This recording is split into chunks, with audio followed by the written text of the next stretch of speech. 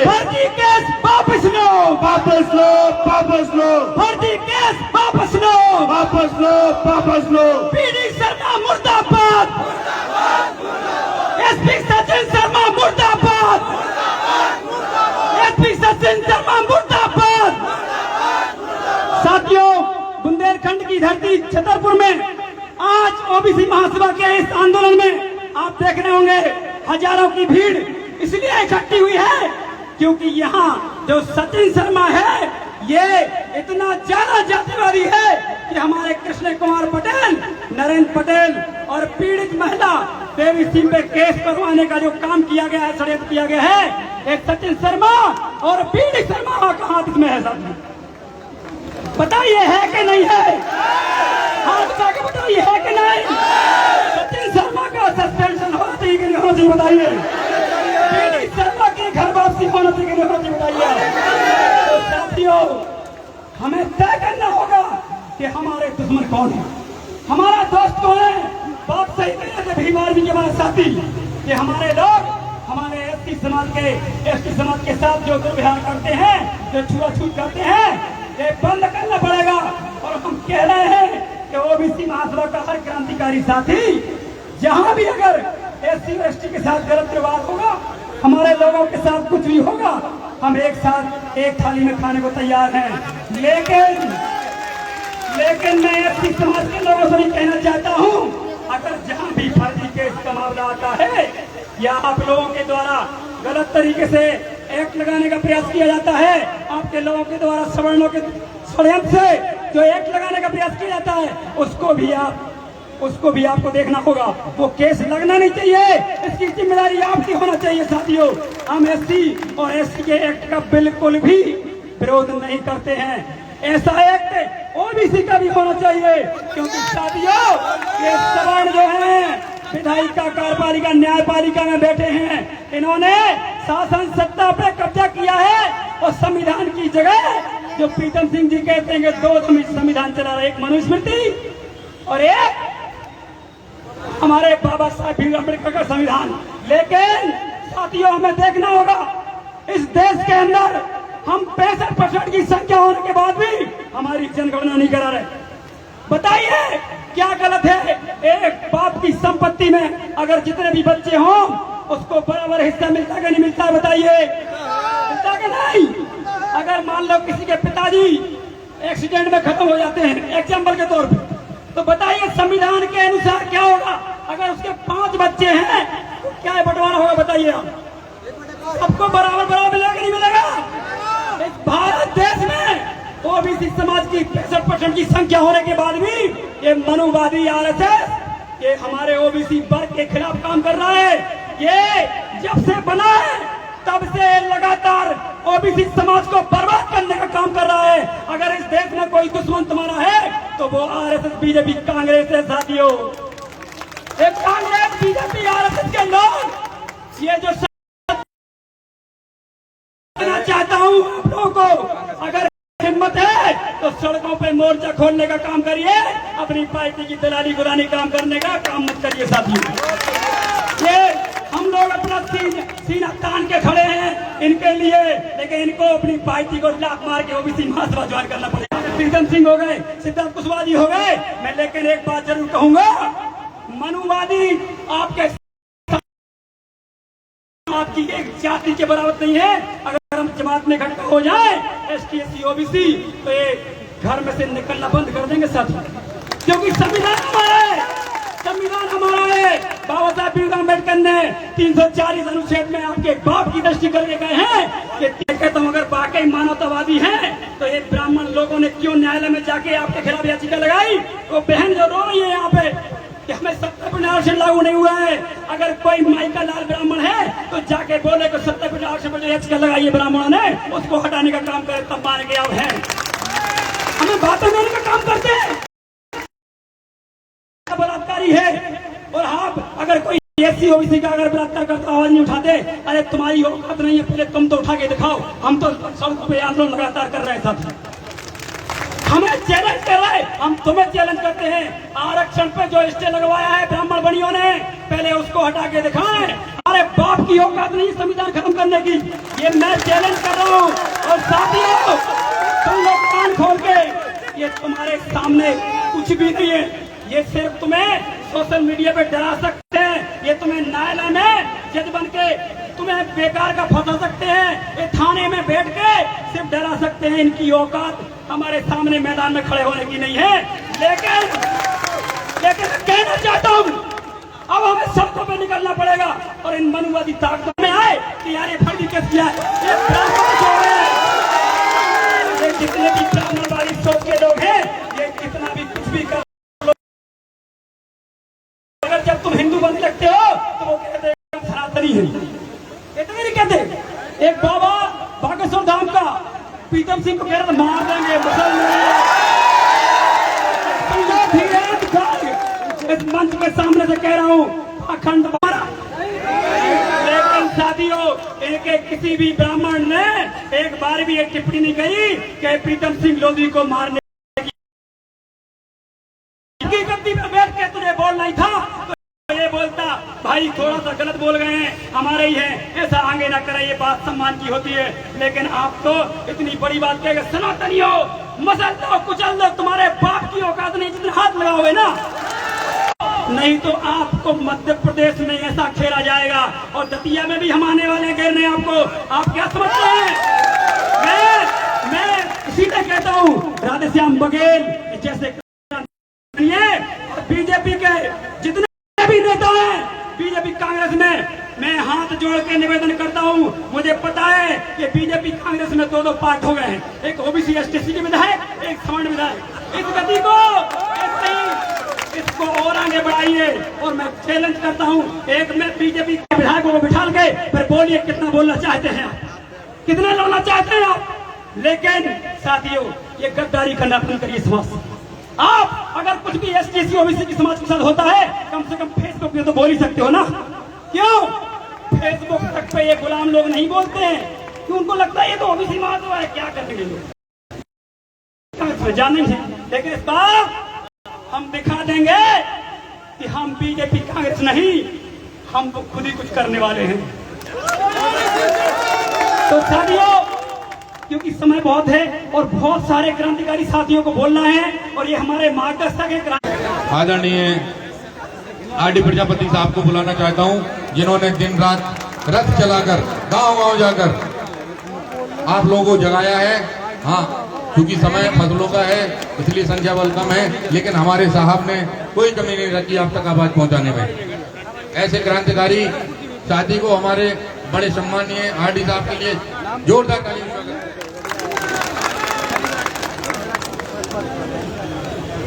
मैं सभी महापुरुषों को नमन करता हूं और मंच पर विराजमान हमारे समाज के सभी जननायक, आपको भी नमन, और दूर दराज से आए हुए हमारी बहनें, बच्चों, भाइयों, सभी को मैं प्रणाम करता हूं।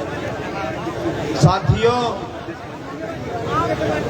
मेरा थोड़ा निवेदन है, एक तो वैसे हम एक्सपायरी डेट है और जो हमको खाएगा वो भी एक्सपायर हो जाएगा।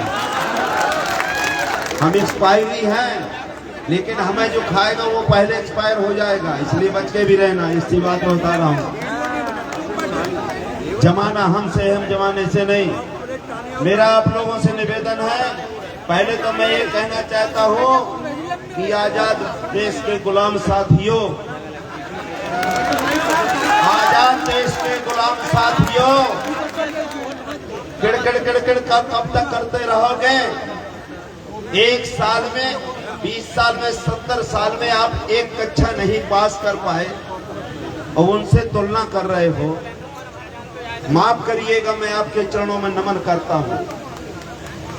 पहले जब हम कहते हैं कि ये बेकार है, तो ये 3 अंगुलियां मुझसे कहती हैं कि आरडी तू 3 गुना बेकार है।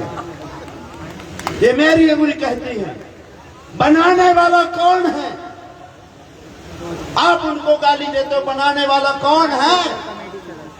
प्रजातंत्र में आपका कहते हो 85 वोट है, और आपका विधायक संसद एक भी नहीं, 0 सन्नाटा। क्या चिल्लाते हो? अरे रिजल्ट लेना तो आरडी प्रजापति से ले। माफ करिएगा, ये गुंडागर्दी की बात नहीं कह रहा हूं। मैं अपने लोगों के चरण छूकर नमन करता रहता हूं और मुझसे ज्यादा कोई अब मध्य प्रदेश में सेवा करने वाला नहीं है। आज भी कहता है आरडी प्रजापति आदर नहीं कहता। मैं जब विधायक बना, मेलाडर का जिला पंचायत अध्यक्ष था, तो मैंने कम से कम 10,000 बुजुर्गों के चरण धो करके कम्बल बांटे, चाहे जिस समाज का लोग हो। लेकिन दोस्तों, एक ही जगह, एक ही थाली में। ये नहीं कि दूध में सौज मठा बने आ रही, कि पंडित जी का अलग रहे और बसोर साहब का अलग है, ऐसा नहीं रहेगा। माझी सब में साझी, हम सब में साझी है। जिसको हमारे साथ रहना है वो करेगा। तो दोस्तों, अभी बहुत चीजें आई। मैं क्यों ये कहना चाहता हूं, 3 गुना। अब आप चिल्लाते हैं पिछड़ा वर्ग, पिछड़ा वर्ग। अरे आप ये सोचिए, अपने देश का प्रधानमंत्री पिछड़ा, अपने देश का राष्ट्रपति हमारी बहन एसटी की, और हमारे प्रदेश का मुख्यमंत्री पिछड़ा, हमारे प्रदेश का राज्यपाल पिछड़ा, महामहिम राज्यपाल। और ये अपनी समाज की गिनती ही नहीं करा पाए और उनसे आप मांग रहे हो। अरे भैंसिया से दूध मांगो तो दे देगी, पड़वा के सामने चुकरिया लगाए बैठे हो, दे देगा क्या? इनका करंट स्वयं का नहीं है। कितने हेलोजन लगा दो, कितने ट्यूबलाइट लगा दो, कितने बल्ब लगा दो, इनका करंट तो आता है आरएसएस कार्यालय नागपुर से। ये स्वयं नहीं दिखाई देगा। आप अच्छे कितने भी आप बल्ब लगाओ, ट्यूबलाइट लगाओ, लेकिन वो करंट छोड़ दे तो क्या दिखाई देगा? स्वयं बल्ब कहाँ है? दिखाई देगा क्या? अरे आपको सूर्य और चंद्रमा बनना चाहिए, आपको बनना चाहिए सूर्य और चंद्रमा स्वयं चमको, अपने समाज के नाम से चमको। और आपको एक चीज और बता देना चाहते हैं, बुंदेलखंड के लोग, विशेषकर छतरपुर के लोग, माफ करिएगा, सभी समाज के लोगों के मैं चरणों में नमन करता हूं, जिसमें ब्राह्मण ठाकुर सभी। इनमें से एक लोग ऐसा नहीं है जो अपने दम से, क्या छतरपुर जिले में एक ही मां नहीं पैदा की है जो यहाँ चुनाव लड़ सके? भाई साहब जिंदाबाद, भाई साहब जिंदाबाद। क्या सब झुनझुना बजाने वाले लोग हैं? जितने नेता हैं सब झुनझुना बजाते हैं, चाटकार करते हैं, चूट खाते हैं। अरे शर्म लगना चाहिए हमारे ऊपर शासन करने वालों। तुम्हें शर्म लगना चाहिए कि तुम्हारा बाप ऊपर से रोता होगा कि हम यहाँ के जमींदार हैं, हम यहाँ के राजे महाराजे हैं, और गुलामी उनकी करते हो बाहर से जो लोग आते हैं। शर्म लगना चाहिए। आप अपने बाप को बाप नहीं कहने लायक हो। आरडी प्रजापति के कह रहे विरोध करते हैं, आरडी ठीक नहीं, आरडी ठीक नहीं। अरे आरडी तो स्वयं विधायक बना, जिला पंचायत बना, मंडी अध्यक्ष बना, लड़का को विधायक बना, जिला पंचायत अध्यक्ष बना। हम तुमसे तो लाख गुना ठीक है, हम तुमसे लाख गुना ठीक है। हम अपने बाप को बाप कहते हैं, अपनी माँ को माँ कहते हैं, हमारे में डीएनए है। एक आदमी बोला, अभी एक फोर्स लगाई, फोर्स वालों से आदमी नाराज होता है कि भाई पुलिस वाले ऐसा करते हैं। अरे भैया, ये तो सरकारी घोड़े हैं, अब इनकी कौन सी गलती है? जितना करंट दिया जाएगा उतने चला, जितने परी चाबी राम ने उतने चले खिलौना। अरे इसमें सचिन शर्मा जी की क्या गलती है भाई? इसमें कलेक्टर की क्या गलती है? अरे गलती तो हम और आपकी है जो आप एक भी विधायक अपना बनाने लायक नहीं हो। एक भी विधायक नहीं, आपको चुल्लू भर पानी में मर जाना चाहिए। आप उसने क्या कहते हो?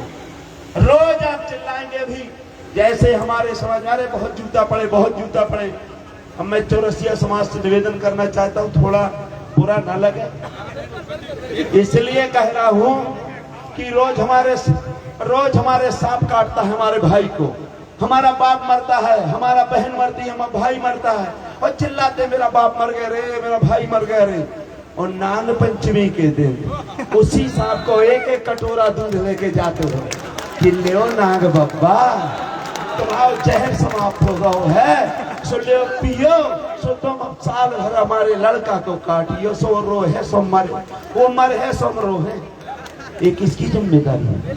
अगर बूप रूपी, अगर सांप रूपी उसे आप डंडे रूपी वोट से, डंडे रूपी वोट से वो जहरीले सांप का जिस दिन चुनाव का टाइम आता उसकी मुंडी कुचल दो। जब सांप नहीं रहेगा काटेगा कौन? जब काटेगा नहीं तो रोएगा कौन? जब रोएगा नहीं तो चिल्लाएगा कौन?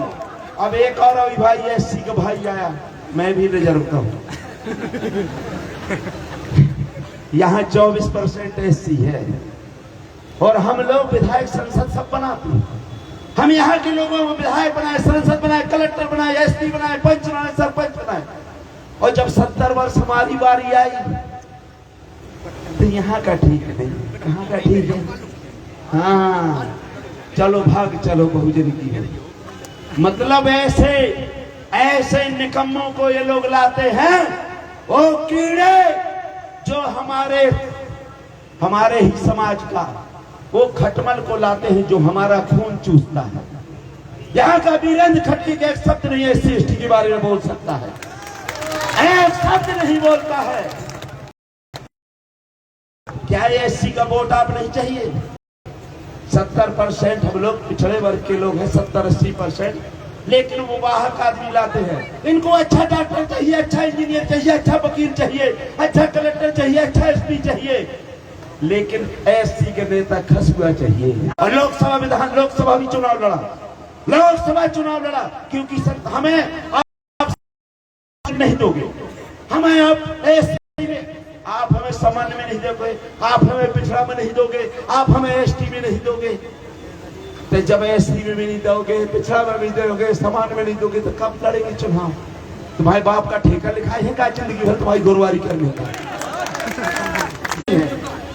क्योंकि मरना सबको है, हमें नहीं रहता है। दोस्तों एक चीज और बता, अभी बागेश्वर धाम की बात हुई, हम मुझे भी कहना पड़ गया।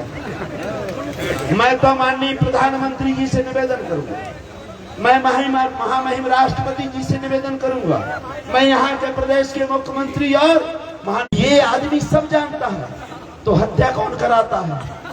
बागेश्वर।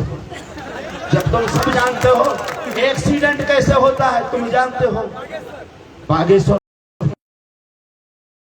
बहन बेटियों की इज्जत लूटी जाता कौन कराता है? बागेश्वर। और अरबों रुपए कमाता है, फ्री फोकट का अरबों रुपए, और कहता मैं बच्चियों की शादी करता हूँ। तुम्हारे बाप ने 1 रुपया दिया क्या हाल है? चूर्ण कर गई चापर हाल है। मुझे इस समाज के लिए अगर मेरी जिंदगी चली जाती है, मैं एक बूंद भी अगर एससी एसटी पिछड़ा वर्ग के लिए मेरी है, तो मैं अपनी जान देने को तैयार हूं, लेकिन को झुकने नहीं दूंगा। दूसरा मैं कहना चाहता हूं, हमारा तो इनमें भस्मासुर मंत्री की चला है, यहाँ आपके प्रभार, यहाँ केंद्रीय 2-2 मंत्री बैठे हैं, ये तो 0 सन्नाटा, यहाँ का कोई मतलब नहीं। 2 भाई का करंट चलता है और ये राजनगर से ही चलता है, क्योंकि हमारी केंद्रीय बिंदु है, नेशनल प्लेस है। जानते हमारे यहाँ के नेता, इनको अपने बाप के पैर पड़ने में शर्म लगती है। अरे हम तो दिन भर पंडित जी के पैर पड़ रहते हैं, उनके उनकी औरत के, और रात दिन मैं कहता हूँ नीचे गिरा रहता हूँ, लेकिन ये दूसरे के हाथ चले जाते घुसने के लिए। अरे तुम अपनी लाश संभालो, हमारा क्या जा रहा है? हमारा न जाने वाला है न जाएगा। अब नीच की बात आई कि भाई हमें नीचा कहते हैं, छोटा कहते थे, एक चौपाई है हमारे यहाँ बुंदेलखंड में कहते हैं कि न महीना। जो सबसे बड़े हैं कहे भैया घोड़ा कहीं कहते हैं, जो सबसे अपने आप को ताब करते मैं सबसे बड़ा हूँ, तो घोड़े की औलाद आता है 12 महीना में पैदा हुआ का राजा। अब गलती की बात नहीं, लिखा है पेड़ पौधों में जातियां होती हैं, पशु पक्षियों में जातियां होती हैं, सब में जातियां होती है, लेकिन इंसान में नर और मादा होता है, पक्षियों में भी नर और मादा होता है। लेकिन यहाँ का जो घटिया जो जात, हमारा मुंह देखना था, हम कुम्हार है ना, मुझे देखना पाप है।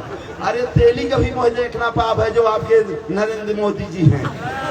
तेली कुम्हार हमारे सुपच किरार शिवराज साहब, इनका भी मुझे देखना पाप है। ये अपने आप को भले ढके रहें लेकिन बोरका पहने रहें, लेकिन लिखा है, ये तुलसीदास जी ने लिखा उत्तराखंड में, मेरे बाप ने नहीं लिखा। अंगूठा छाप था मेरा बाप, तो मेरे चीलर तो बताए नहीं कि ये जो आया है ये चीलर है, ये वीरेंद्र खटीक चीलर है SC ST का। ये हमारे ही कुर्ता में रहता है और हमारा ही खून चूसता है। अब हम DDT के व्यवस्था, गर्म पानी की व्यवस्था RD ने कर रही है। जुआ चीलर देखेंगे नहीं ना, नीम का पेड़, नीम के जानते होते, एक बार दे देंगे निपुर जाएगा, पता नहीं चलेगा कहाँ है। ये RD बोलता है। ऐसे आदमी को क्यों बोलेंगे जो लोकसभा को हटा देंगे? अरे इनको तो वो चाहिए जो कुछ ना बोले, जो आपके तखत के नीचे पड़ा है। ये बाहर का नेता नहीं है। मैं आपसे निवेदन कर रहा हूं कि अगर आपको आपका किसी को गाली न दो, आप ऐसा हाथ जोड़ो, ये आप अपने ऊपर मनन करो कि ये 3 गुड़ियां किसको कहती हैं, हमको। तो आज हमारे पुरखा मोर्चा छुटाव करके धार लगाते रहे हैं, तो ये लोग भी मोर्चा बनाए हैं। SC मोर्चा, ST मोर्चा, महिला मोर्चा, अब पता नहीं कौन कौन सा मोर्चा छुटाने में लगे रहते। क्यों? इसलिए कि तुम्हारे समाज के वोटों में मोर्चा लग गया, जाकर के छुटाओ, हमें वोट दो। जब तक चमचा का महत्व रहता, काशीराम जी कहते थे, जब तक वो सब्जी और दाल उठाकर निकाल करके आपकी थाली में दे, इसी तरह से जब तक ये वोट आपका निकाल कर चमचे देते रहेंगे, तब तक उनका महत्व रहेगा। और जिस दिन आपका वोट बंद हो जाएगा, उस खींचे हुए चमचा को हम लड़ैया हैं। लड़ैया जानते हो, एक बार क्या हुआ कि मीटिंग हुई भोपाल दिल्ली में। जब दिल्ली में मीटिंग हुई तो शेर और जो चीता लाए हैं अभी मोदी जी, जो चीता लाए हैं, और आधी तूफान वहां से दौड़ा 1 2 3 चीता है आपके क्या कहते हैं, वहां से आना था दिल्ली से खजुराहो, चीता है आपका कहां तक आ पाया, आगरा तक, और आधी तूफान आपके खजुराहो आ गया। वही एक बगल में लड़ैया RD जैसा बैठा रहा है, RD जैसा लड़ैया बैठा रहा है। तो उन्होंने कहा भैया मैं भी दौड़ूंगा। अरे वो ने कहा बड़े बड़े मीर पैदा कर रही था, मांगे ये क्या दौड़ेगा? कहा है अगर मैं हार जाऊंगा तो शेर की बराबरी रहूंगा, और जीत जाऊंगा तो 1.25 शेर हो जाऊंगा। चलो उन्हें कहा लड़ैया दौड़ जाओ। लड़ैया और आधी तूफान का दौड़ हुई, उनने 1 2 3 बोला, और दौड़ते दौड़ते आधी तूफान चल दिया, वो आगरा तक आ गया। लोगों ने कहा भैया तू क्यों नहीं दौड़ता? अरे कहा है आपको आवाज पहुंचना ना। तो लड़ैया दिल्ली के, फिर आपके झांसी के, फिर छतरपुर के, और ये पहुंच गया खजुराहो, और वो नहीं पहुंच पाया आगरा।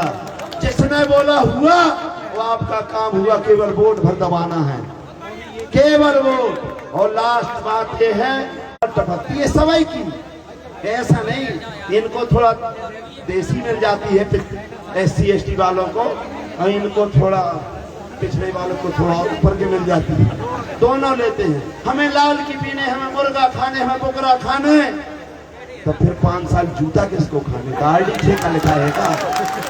अब चिल्लाते हो जूता घला, क्यों ना घला है? जब लार की दी थी तो कैसा लग होता है?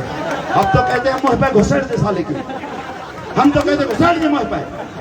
गलती नहीं है, स्वयं पिटता है। जब तक हमारा समाज पिटता रहेगा, तब तक हम ब्राह्मण ठाकुर को गाली नहीं देना चाहिए। हम स्वयं बिका हुए हैं, हम अपनी माँ बहनों की इज्जत स्वयं बेचते हैं, हम अपनी माँ बाप की इज्जत लुटती है तो हम नहीं बोलते हैं। अरे गद्दारों, तुम अपनी माँ बहनों के लिए तो तैयार हो जाओ। अरे तुमने जूते खाए, तुम्हारे पर खाने, हमने, हमारे बाप के बाप ने जूते खाए। लड़का और नाती का तो बचा लो, और नहीं नसबंदी करवा लो, नसबंदी उन्हीं के लड़का खिलाओ और वोट दो, नसबंदी कराओ। इसलिए आप लोगों से ज्यादा लगे कि मेरे बहुत मेहमान हैं, मैं तो 24 घंटा, और मैं 100 गांव घूम के आया हूँ। मैं 100 गांव घूम के आया हूँ, 14 घंटा चलता हूँ, लेकिन जब मैंने यहाँ देखा तो 0/8 सन्नाटा है। और यही बागेश्वर का होता R R R R R R. तो आप ये मानिए कि आपको 9 गांव के आगे से तो फिर जगह न मिलती। यही पिछड़ा, यही ऐसी ऐसी हालत होती है, यही। और ये बेवकूफ बनाते हैं, ब्राह्मणों को गाली देते, ठाकुरों को। अरे तुम्हें क्यों नहीं पीने चल दिया कि तुम अपना वोट मत दो अपने आदमी को? तुम स्वयं देखते हो, स्वयं दूसरों के साथ गुलामी करते हो, स्वयं दूसरों को खाते हो। और जूठन खाने में तुम्हें मजा आता है। अरे जूठन खाने वालों, जब तक जूठन खाओगे तुम्हारी बहन बेटियों की इज्जत लुटती रही है और लुटती रहेगी। चाहे आरडी को फांसी में चढ़ा दो, बचने वाला नहीं है। और जिस दिन आप बिकना छोड़ दोगे उसी दिन आपको भारत का कोई आदमी नहीं है कि जो ऐसा हाथ कर ले, ऐसा कोई पैदा नहीं हुआ। बहुत बहुत धन्यवाद, सभी को प्रणाम। मैं आरडी साहब की बात का समर्थन करता हूं। किसी भी जाति में कोई 100% लोग गलत नहीं होते हैं, और ये बात बिल्कुल सही है कि आप खुद बिकते हो, आप खुद झुकते हो, आप खुद गाली खाते हो, आप खुद अपनी इज्जत आबरू उनके आगे झुकाते हो। इस बात का मैं समर्थन करता हूं। किसी को कोसने बस से काम नहीं चलेगा। इसी तारतम्य में मैं आगे से पूर्व मंत्री हमारे राधेलाल बघेल भाई साहब बैठे हुए हैं, उनको आमंत्रित करता हूं और कम शब्दों में आप भी अपनी बात रखें एवं संवैधानिक दायरे में अपनी अपनी बातें रखें। आदरणीय राधेलाल बघेल साहब।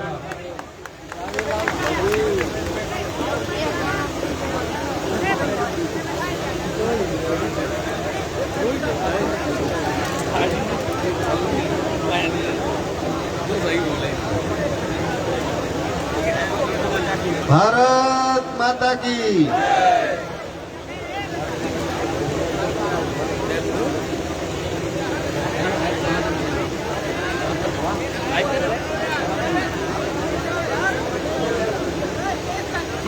आज छतरपुर में बेला ग्राउंड में ओबीसी महासभा का प्रदर्शन। मैं अपनी बात रखने से पहले बहुजन समाज में जन्मे सभी संतों गुरुओं के चरणों में श्रद्धा के सुमन अर्पित करते हुए मंच पर बैठे हमारे क्रांतिकारी नेता सभी को मैं मंचा सीमा को एक साथ दिल की गहराइयों से स्वागत करता हूं और प्रणाम करता हूं। सामने जनता जनार्दन को भी मैं प्रणाम करता हूं, माता और बहनों को भी। आज सभी ने अपनी अपनी बात अपने हिसाब से रखी। आरडी प्रजापति जी ने काफी उत्तेजना में अपनी बात को रखा है और सच्चाई उन्होंने बताई है।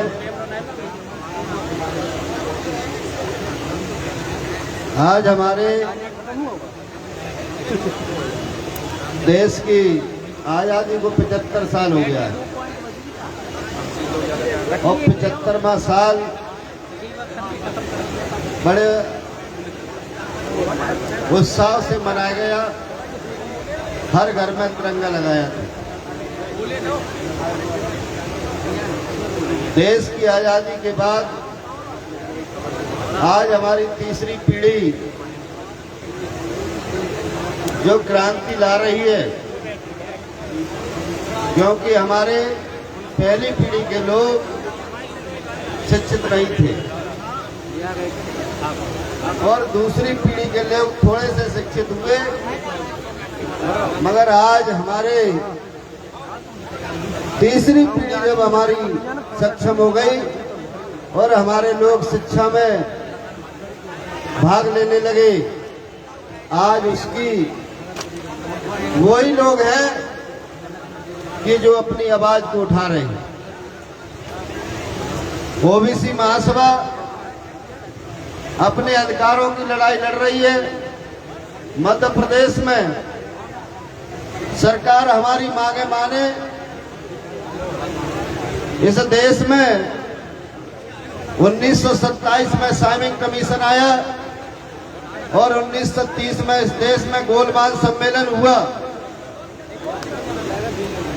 1932 में इस देश में वोट का अधिकार आया। 1947 में देश की आजादी हुई। 26 जनवरी 1950 में इस देश का संविधान लागू हुआ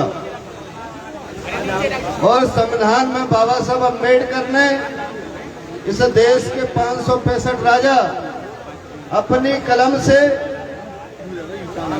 सारी देश की रानियों का ऑपरेशन कर दिया कि अब राजा पेट से नहीं, अब पेटी से पैदा होगा जिसका वोट ज्यादा होगा। हम लोग सब राजा बनाने का काम उन्हीं का करते हैं। 5 साल हम उनको कोसते हैं, ये बात सत्यता है। और 5 साल जब आखिरी समय आता है तो हमारा वोट का अधिकार उन्हीं के पास चला जाता है। जबकि हमारे पिताजी ने अपना वोट दिया है, वो हमारे पिताजी ने नहीं दिया, वो बाबा साहब अम्बेडकर ने दिया। वो बाबा साहब की देन है, हमारे महापुरुषों की देन है।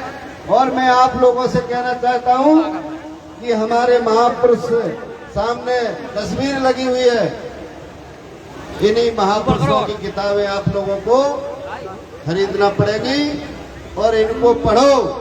इनके बताए हुए रास्ते पे हमको चलना है।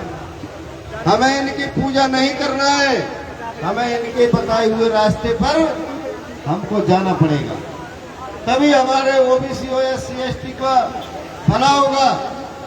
और हमारे आने वाले समय में 1931 में इस देश की जातिगत जनगणना हुई, उसके बाद में आज तक हम 52% हैं। SC के लोग इतने हैं, ST के लोग इतने हैं, आज तक इसकी जनगणना नहीं हुई।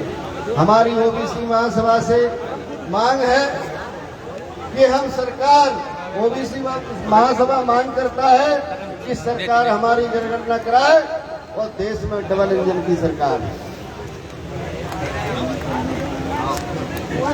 हमारे यहाँ से आज हमारी बहन 27% आरक्षण की बात कर रही थी।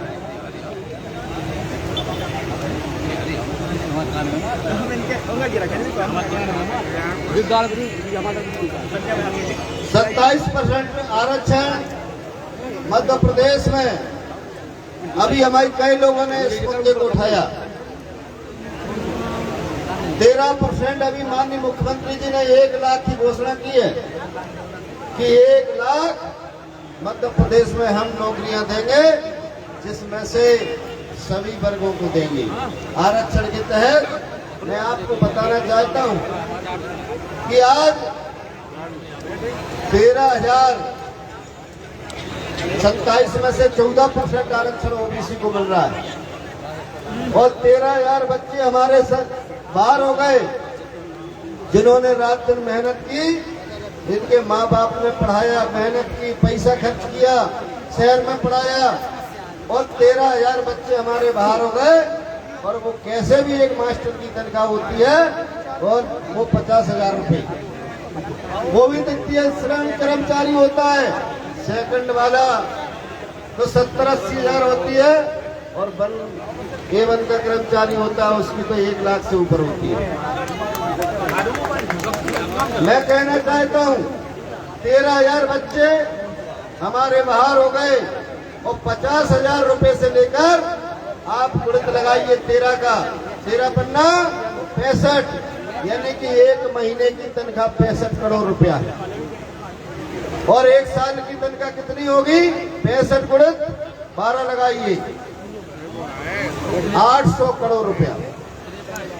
1 महीने 1 साल की तनख्वाह 800 करोड़ रुपया और 40 साल हमारा ओबीसी का भाई नौकरी करता तो कितना पैसा होगा? आप बताइए। आपका विकास होगा तो उन लोगों का विकास होगा। हमें इस बात की भी चिंता करना चाहिए। आने वाले समय में आज संविधान की बात करते हैं हम सब लोग। संविधान में हमें पीपी सिंह 1992 में जब मंडल की आयोग रिपोर्ट लागू हुई, मध्य प्रदेश में आज तक हमारी रिपोर्ट लागू नहीं हो पाई। जब मानवर कांशीराम जी ने कहा था कि पीपी सिंह कुर्सी खाली करो या मंडल कमीशन की रिपोर्ट लागू करो। ये बात उस समय 1992 की है। मैं आपसे कहना चाहता हूं कि हमें अपना अधिकार नहीं चाहिए, हमें अपना अधिकार चाहिए, किसी से भीख नहीं मांगते।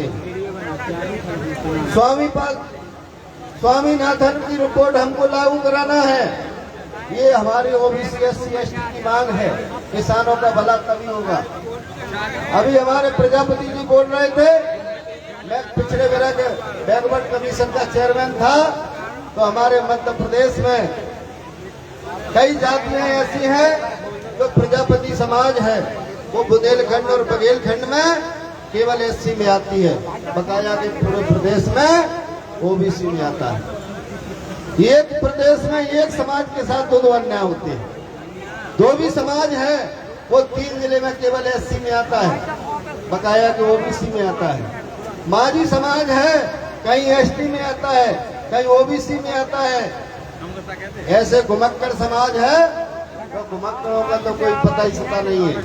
उनको तो मैंने अभी माननीय सरकार से कहना चाहता हूँ, इनके लोपीटा हुए, बंजारे हुए, सलाजीत वाले हुए, इनके बारे में भी हमें सोचना पड़ेगा, इनको भी साथ लेके हमको चलना पड़ेगा।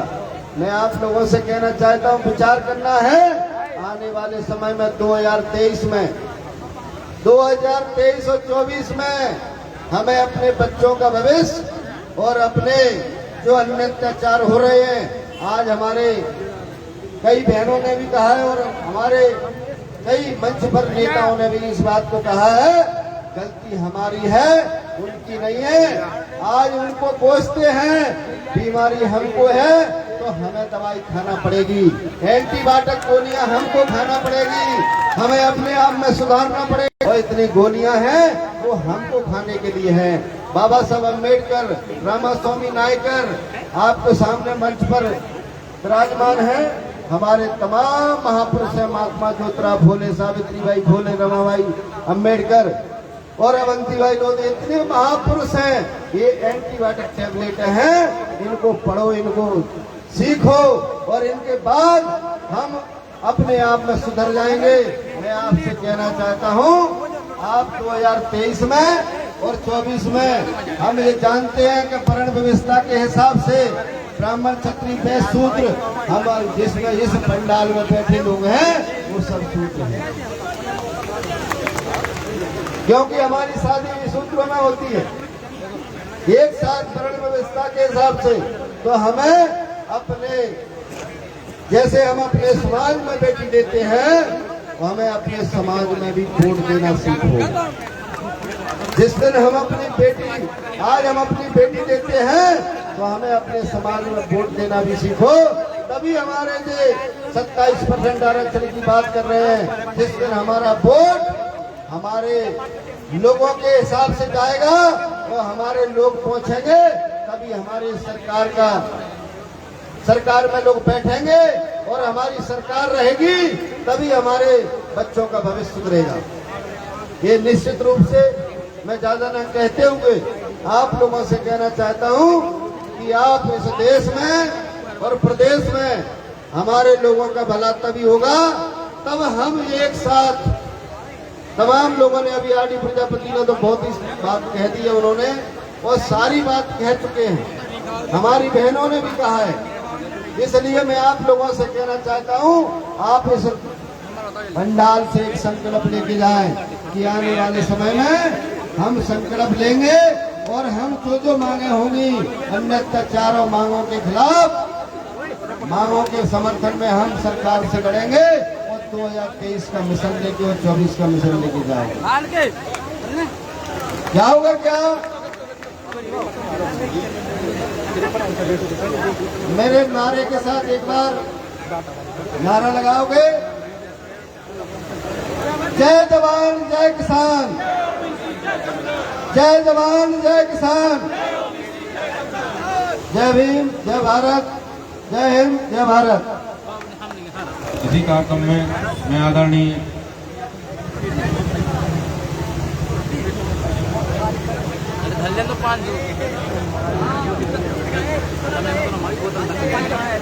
तो हो जाता ना 1 मिनट में।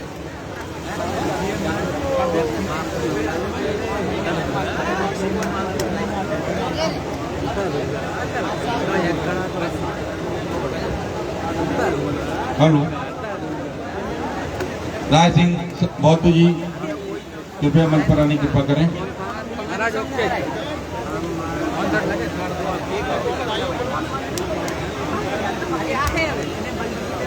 जय जय जय जय जय भीम। अरे आवाज नहीं आ रही, थक गए क्या? जय जय जय जय जय भीम। बाबा साहब अमर रहे, ज्योतिबा फुले अमर रहे। मैं अपनी बात रखने से पहले विश्व को शांति का संदेश देने वाले तथागत गौतम बुद्ध, शिक्षा की जो जलाने वाले महात्मा ज्योतिबा फुले, मां सावित्रीबाई और इस देश को विशाल संविधान देने वाले बोधिसत्व डॉक्टर बी.आर. अम्बेडकर एवं समय समय पर जन्मे सभी बहुजन महापुरुषों को नमन करता हूं। और यहाँ आए सभी, आज हम यहाँ लोग इकट्ठे हुए हैं, इससे यह तात्पर्य सीधा सीधा होता है कि अब अन्याय अत्याचार बर्दाश्त नहीं होगा। अन्याय अत्याचार के खिलाफ लड़ाई की जंग छिड़ चुकी है। कभी मनुवाद के नाम पे, कभी ब्राह्मणवाद के नाम से, कभी किसी नाम से हर दम अत्याचार होता जा रहा है और बढ़ता जा रहा है। ओबीसी महासभा जातिगत जनगणना को लेकर और 27% आरक्षण को लेकर काम करती आ रही है। और साथ साथ में हम लोगों को, क्योंकि भाई हम जातिगत जनगणना की बात तो कर रहे हैं, 27% आरक्षण की बात तो कर रहे हैं, मगर ये अधिकार हमको मिलेंगे कैसे? जब सारी चीजें बेच दी जाएंगी, सरकारी संस्थान बेच दिए जाएंगे, तो आरक्षण लागू होगा कहां? स्कूल बंद करने पे तुली है ये सरकार। आज भी इस देश में 80 से 90% गरीब, मजदूर, किसान, वंचित का लोग रहते हैं, जो सिर्फ सरकारी संस्थाओं पर निर्भर हैं। सरकारी स्कूलों में पढ़ा रहे हैं। गवर्नमेंट की जितनी भी सुविधाएं हैं सारी, चाहे हम टीचर बने या डॉक्टर बने, इंजीनियर बने, आईपीएस बने, जितने भी बने, सरकारी संस्थानों में आरक्षण है, तभी आज हमारे लोग बन रहे हैं। मगर ये वर्तमान सरकार निजीकरण करती जा रही है दिन ब दिन, क्योंकि निजीकरण के माध्यम से इस देश में संविधान को खतरे में है। हमारे ये देश संविधान से चलता है, ना किसी और किताब से। इसीलिए सिर्फ मैं इतना ही कहूंगा कि इस देश को बचाना है, इस संविधान को बचाना है, तो इस देश को बचाना है तो संविधान को बचाना होगा। जितना भी जहां जहां निजीकरण किया जा रहा है, उसको निजीकरण को बंद करना पड़ेगा, इस निजीकरण को खत्म करना पड़ेगा। बस यही अपनी बात कहूंगा। जय भीम, जय भारत, नमो बुद्धाय। कार्यक्रम को आगे बढ़ाते हुए डॉक्टर अरुण यादव जी, जय प्रभारी मिशन 2023 को आमंत्रित करता हूं।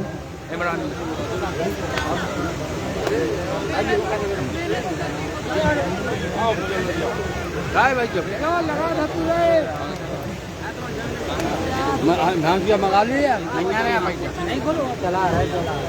सभी को बुंदेलखंड की धरती पर हमारे तमाम साथियों को मेरा जोहार, जय भीम। मैं मेरा परिचय दे दूं, मैं इंजीनियर लोकेश मुजालदा, जैस राष्ट्रीय प्रभारी, और कुक्सी से 900 किलोमीटर दूर चलकर इसलिए आया हूं क्योंकि यहाँ पर एसटी, एससी, ओबीसी की एकता देखने को मिलेगी। और आज हम और आपको ये तय करने की जरूरत है कि जो लोग फर्जी मुकदमे कर रहे हैं, यहाँ का जो प्रशासन है, उस प्रशासन को ये याद होना चाहिए कि उसकी जो कुर्सी है, उसकी जो वर्दी है, वो संविधान की बदौलत है। संविधान के विरोध में जाकर फर्जी मुकदमे करोगे तो आप पे भी देशद्रोह का मुकदमा हम ठुकवाएंगे। ये फर्जी मुकदमे सिर्फ इसलिए हो रहे हैं क्योंकि हमने बगावत कर दी है, और बगावत सरकार के खिलाफ नहीं, मुद्दों के लिए है। बेरोजगारी की बात आती है, जब बेरोजगार युवक कल इंदौर की सड़कों से भर्ती के लिए निकले हैं, तो यहाँ के मुख्यमंत्री के ओएसडी लिखते हैं कि इन जिसको बेरोजगार का बहाना बनाकर कोचिंग संचालक द्वारा भड़काया जा रहा है। अरे भैया, हम लोग कह रहे हैं 3 लाख खाली पद पड़े, भर्ती कर दीजिए, वरना आने वाले 2023 में ये एसटी, ये ओसी, ये ओबीसी के लोग मिलकर आपकी सरकार बदल देंगे और आप हमको हल्के में मत लीजिए। साथियों, आप अगर जय आदिवासी युवा शक्ति जयेश को जानते हैं या सुने होंगे तो आपको पता होगा कि जो अधिकारी फर्जी मुकदमे करें, हम ताकत आप लाइए और जिस दिन एसटी, एससी, ओबीसी के लोग एकत्रित होकर एक सुर में इस तथाकथित सरकार के खिलाफ बगावत कर दिए, उस दिन सरकार भी हमारी होगी, सुनवाई भी हमारी होगी और काम भी हमारा होगा। अभी मैं काफी टाइम से यहाँ बैठा था, देख रहा था कि महिलाएं ज्ञापन लेकर ओबीसी महासभा के लोगों को दे रही थी। क्यों दे रही थी पता है आपको? क्योंकि उन्हें मालूम है सरकार निकम्मी हो गई है, जो अब काम करेंगे ओबीसी महासभा के लोग करेंगे। इसलिए आप अपने आप को कम मत आंकिए। जहां जहां ओबीसी महासभा को जरूरत पड़ेगी, हम जयेश आपके साथ हमेशा तत्पर खड़े रहेंगे। बस इतना ही कहूंगा, अभी हमारी ट्रेन है, हमको निकलना भी है। एक ही नारा देना चाहूंगा, लड़ेंगे, लड़ेंगे, एसटी, एससी, ओबीसी एकता जिंदाबाद, एसटी, एससी, ओबीसी एकता जिंदाबाद। बहुत बहुत धन्यवाद। जवाहर। इसके बाद मैं मंच पे आमंत्रित करता हूं बाला प्रसाद पटेल जी को, आए और 2 मिनट में अपनी बात रखें। वो बाहर गए हैं, तब तक मैं लोकेंद्र वर्मा जी को आमंत्रित करता हूं, वो आए 2 मिनट में अपनी बात रखें। उसके बाद बाला प्रसाद पटेल जी अपनी बात रखेंगे।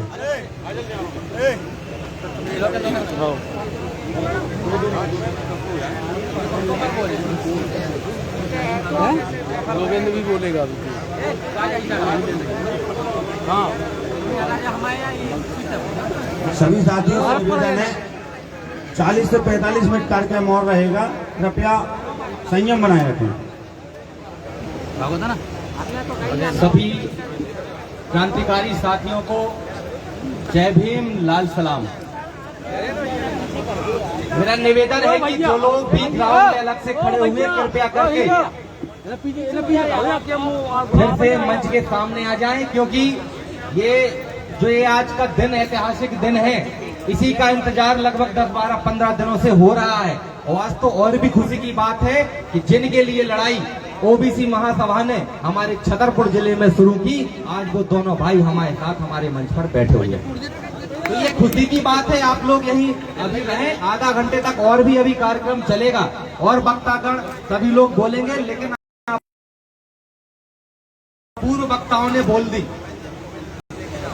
सिर्फ एक बात आप लोगों से बोलना चाहता हूं कि हम लोगों ने, चाहे वो दलित समाज के हों, चाहे वो आदिवासी हों, चाहे वो पिछड़ा वर्ग के लोग हों, एक जो सुनहरा बीज जो बोया है हमने छतरपुर जिले के माध्यम से पूरे प्रदेश में, आज धीरे धीरे वो फैल रहा है।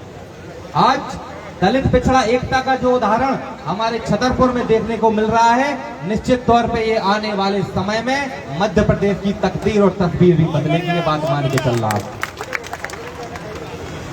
हम पहले बहुत अलग अलग थे, तभी हमारे ऊपर कुछ लोग शासन भी कर लेते थे और जहां उनको लगता था कि इनका इस्तेमाल करना है, दलित का इस्तेमाल पिछड़े वर्ग के खिलाफ करना है और पिछड़े वर्ग का इस्तेमाल हमें दलित के खिलाफ करना है, वो कर लेते थे। लेकिन आज जब आप सब लोग, हम सब लोग समझदार हुए हैं, तो निश्चित कहीं ना कहीं हम लोगों की ताकत बढ़ी है। और एक संदेश और एक अपील मैं जरूर आप सभी लोगों से कहना चाहता हूं कि जो चीज हम लोग यहाँ सीख कर जाते हैं, वो अपने घर, परिवार और गांव में भी लागू करवाना आवश्यक है। और इसी संकल्प के साथ आप लोग यहाँ से जाएं। आप सभी लोगों को जय भीम, जय भारत। बाला प्रसाद पटेल जी को आमंत्रित करता हूं। कुछ नहीं बोलो यार, गिलाने आए थे। अभी समय में बांधा गया है, समय सीमा में बांधा गया है। केवल 2 बात कहूंगा, तीसरी बात नहीं कहूंगा। सबसे पहले आवाज बढ़ा भैया,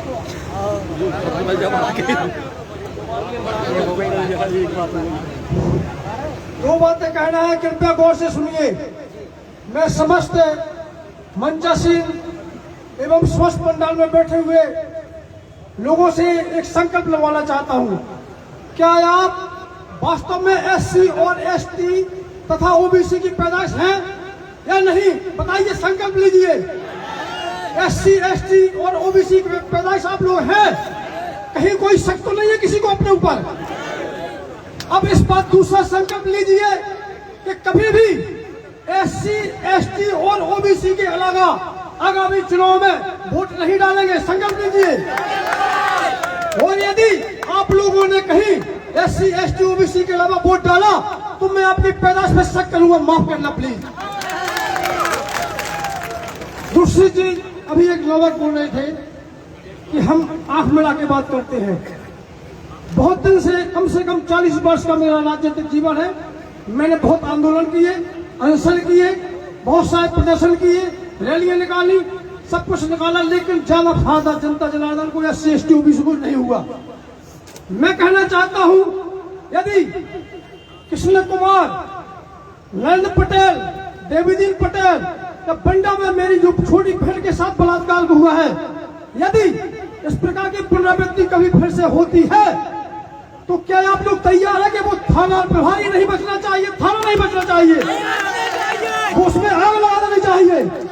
और यदि ये षड्यंत्र के पीछे कोई सबल नेता यदि है तो उस नेता की हत्या सरेआम कर देना चाहिए। क्या आप तैयार है? यदि तैयार है तो हम आपको धन्यवाद देते हैं। मुझे मत रोकिएगा। आंदोलन से काम चलने वाला नहीं है, क्रांति आ सकता है यदि आप चुनाव का चाहते हैं और यदि आप अपनी नेतागिरी चमकाना चाहते हैं, निश्चित मुझे रोकियो, मैं रुक जाऊंगा और आप लोग अपनी नेतागिरी चमकाइए। अब आंदोलन से काम नहीं चलेगा, क्रांति से काम चलेगा। धन्यवाद, आप लोगों ने मुझे मौका दिया। अगर गलत हो गया तो निकाल देना, आप लोग प्रयास कर लेना, मैं सुझाव।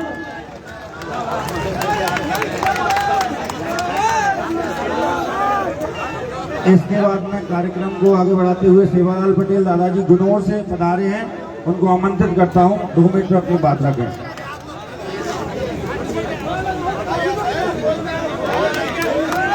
बहुत बढ़िया।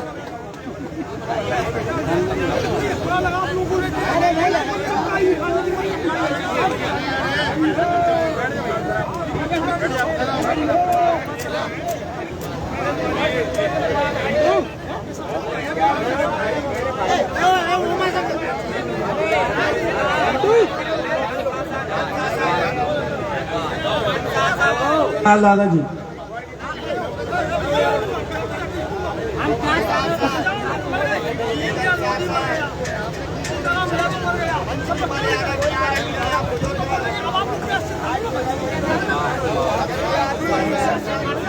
सामाजिक क्रांति के पितामह महात्मा फुले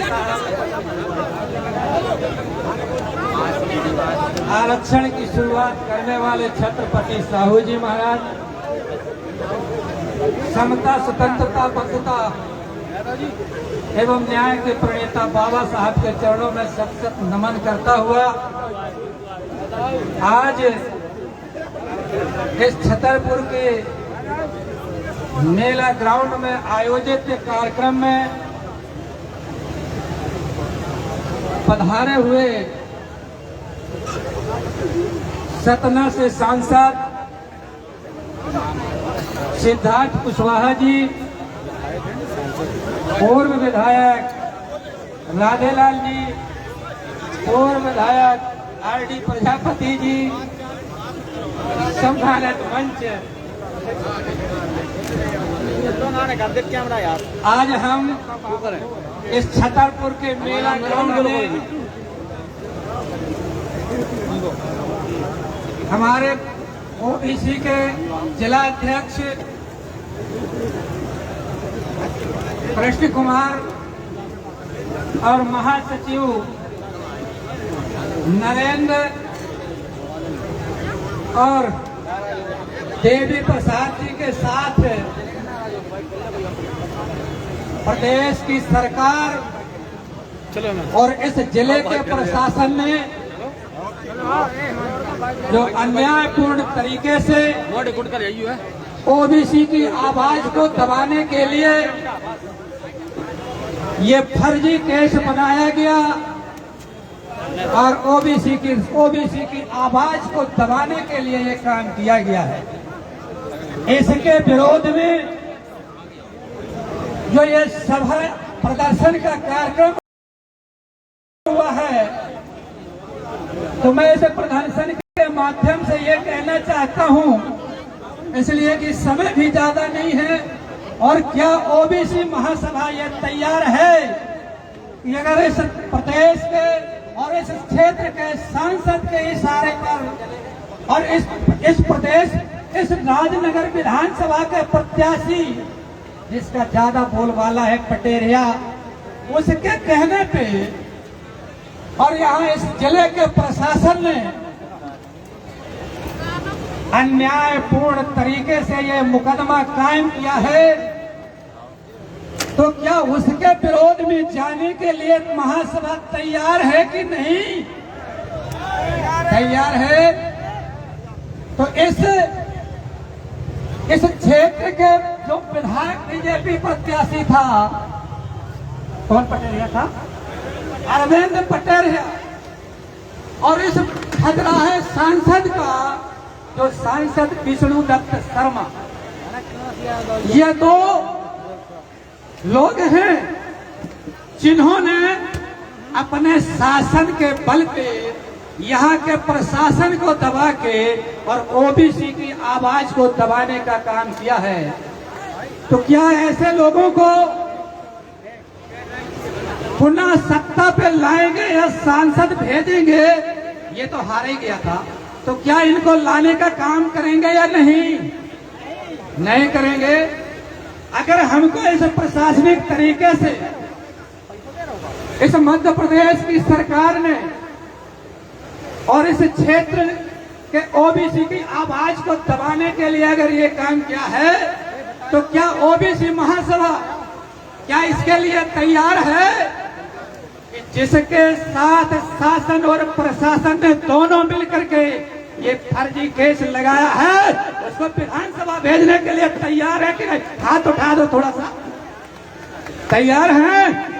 देखेंगे हम छतरपुर के अंदर कितने विधानसभा है, लेकिन अगर ओबीसी का संगठन सही है और एक महीने में ओबीसी SC/ST इकट्ठा है, तो निश्चित तौर पर इस छतरपुर के जिले से एक भी विधायक जनरल का जीत के नहीं जाना चाहिए। ये संकल्प हमें लेना चाहिए। ये 2023 आपसे ये कहना चाहते हैं और ये निवेदन करना चाहते हैं कि सारा जो प्रकरण है, जो सारा दबाव है, मध्य प्रदेश की सरकार में सांसद विष्णु दत्त शर्मा जिस पार्टी का प्रदेश अध्यक्ष है, उस पार्टी को हराने के लिए और इस विष्णु दत्त शर्मा को वापस जहाँ का है वहाँ भेजने के लिए संकल्प लेंगे।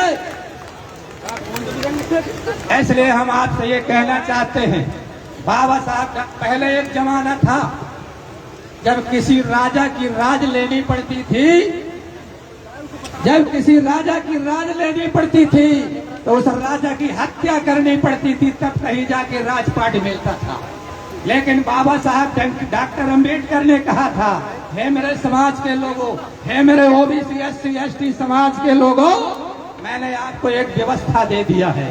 तुमको तोप चलाने की जरूरत नहीं है, तुमको तलवार चलाने की जरूरत नहीं है, खून खराबा करने की जरूरत नहीं है। अगर इस देश के और इस प्रदेश के इन सामंतशाही लोगों की हत्या करना है, तो बाबा साहब डॉक्टर अंबेडकर ने आपको अधिकार दिया था कि उनके चुनाव चिन्ह से अपना समर्थन निकाल करके ओबीसी के लोगों का चुनाव चिन्ह में डाल दी, और उसकी सामंतशाही की हत्या हो जाएगी और आपका भाई, आपका बेटा ओबीसी का आदमी विधानसभा और लोकसभा में पहुंच जाएगा और आपके हक और अधिकार की बात करेगा, जाति जनगणना की बात करेगा, जाति जनगणना की बात करेगा, 52% आरक्षण की बात करेगा, 27% देगा।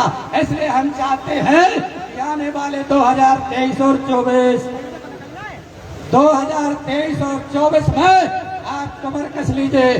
सामंत शाहियों को हटाने के लिए ये संकल्प लेके मेला ग्राउंड से जाए, ऐसी आपसे आशा रखता हुआ, विश्वास रखता हुआ अपनी बात को समाप्त करता हूँ। धन्यवाद। डॉक्टर अरुण यादव जी को आमंत्रित करता हूँ, 2 मिनट में अपनी बात रखेंगे।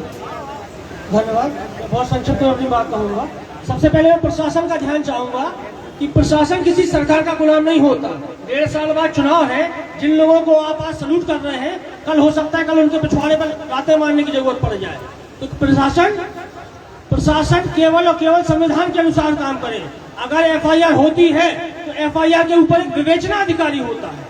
विवेचना अधिकारी किसी नेता का आदमी नहीं होता है, वो संवैधानिक रूप से चलने वाला एक कानूनी व्यक्ति होता है। आखिर विवेचना अधिकारी ने विवेचना क्यों की? अगर कोर्ट हमें 2 साल 3 साल बाद बेइज्जत बरी करता है तो फिर विवेचना अधिकारी पे FIR होनी चाहिए कि जब विवेचना अधिकारी ने बिना बात के किसी को FIR कैसे सिद्ध कर दिया। दूसरा, जैसे मनुवाद कोई जाति नहीं है, मनुवाद कोई भी व्यक्ति हो सकता है। अगर OBC की बड़ी जातियां तथाकथित यादव, लोधी, गुर्जर, जाट, पटेल ये कहें कि वो अन्य OBC की जातियों से बड़ी है तो वो मनुवादी है। अगर SC की कोली समाज जो अपने आप को अर्ध ब्राह्मण मानता है, अगर SC का कोली समाज कहे कि वो चमार से बड़ा है, अगर SC का कोली समाज कहे कि वो चमार से बड़ा है, चमार समाज कहे कि वो बंसकार से बड़ा है, तो वो मनुवादी है। अगर आदिवासी समाज का गौड़ कहे कि वो राजा है और सोर गोंदर उससे छोटे हैं, तो वो मनुवादी है। अगर एक ब्राह्मण ठाकुर सबको गले से लगाता है, सबके साथ एक थाली में खाना खाता है, तो वो मनुवादी नहीं है। दूसरा, इस देश में केवल 2 जातियां हैं, एक श्रमजीवी, एक परजीवी। श्रमजीवी सुबह से शाम तक ऊपर से नीचे तक काम करता है। जो सुबह फूल तोड़ता है वो माली समाज श्रमजीवी है। जो सब्जी उगाता है वो कुशवाहा समाज श्रमजीवी है। जो दूध दोता है वो यादव समाज श्रमजीवी है। जो बाल काटता है वो नाई समाज श्रमजीवी है। जो कपड़े सिलता है वो बुनकर दर्जी समाज श्रमजीवी है। जो जूते बनाता है वो अहरवार समाज श्रमजीवी है। और जो यहाँ तक की नाली साफ करता है वो बंसकार समाज श्रमजीवी है। इस देश का कोई भी इतिहास धार्मिक ग्रंथ उठा के देख लीजिए, किसी भी दलित पिछड़े आदिवासी का भीख मांगने का कोई चक्र नहीं है। अगर कोई ऐसा धर्म ग्रंथ हो तो मुझे बताया जाए इस देश में। और आज बुंदेलखंड में जो किसान आत्महत्या कर रहे हैं उनके जातिगत आंकड़े उठा के देखे जाए, कोई भी सवर्ण आत्महत्या नहीं कर रहा है। वो अपना झोला लेके भिक्षा मांगने चला जाएगा। लेकिन इस देश की सबसे खुददार कौम है, सबसे आत्मसम्मान वाली कौम है, वो दिल्ली जो मजदूरी करने जा रही है वो कौम है दलित पिछड़ा आदिवासी। वो भीख नहीं मांग सकते, आत्महत्या करना पसंद करते हैं।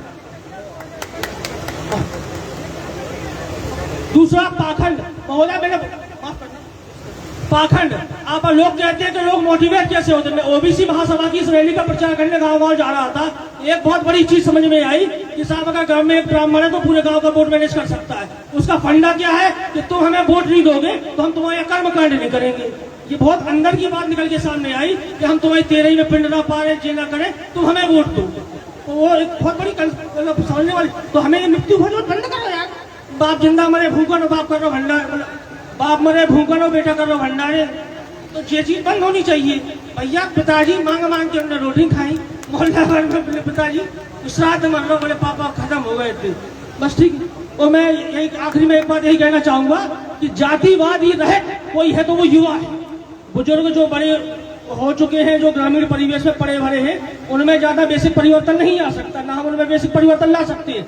लेकिन युवा उच्च शिक्षित अच्छे कॉलेजों में पढ़ा है तो वो जातिवाद नहीं मानता, तो वो अंतरजातीय विवाह भी करता है, वो सब कुछ करता है। तो उसमें आपको शिक्षित होना जरूरी है। अच्छे कॉलेजों में शिक्षा लीजिए, अच्छी यूनिवर्सिटी में पढ़िए, तो फिर आपने जातिवाद अपने आप मिट जाएगा। आज हम लोग मेडिकल कॉलेज से पास आउट हैं, हमारे सब धारा बालाघाट के आदिवासी थे, SC ST पूरे सरकारी कॉलेजों में तो हर चीज का कोटा रहता है, महिलाएं थी। तो ये लिंग भेद, जाति भेद केवल शिक्षा से खत्म हो सकता है। धन्यवाद।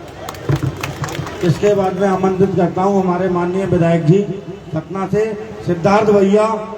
माननीय सुखलाल कुशवाहा चाचा जी ने इस धरती पर 2003 में पहली आम सभा की थी। उसके बाद से उन्होंने नारा दिया था मध्य प्रदेश की मजबूरी है, पिछड़ा वर्ग जरूरी है। उन्होंने ये नारा दिया था। उनके सुपुत्र सिद्धार्थ भैया उसके बाद से आज तक सवर्ण का मुख्यमंत्री नहीं बना भैया, पिछड़ा ही बना है माननीय विधायक जी।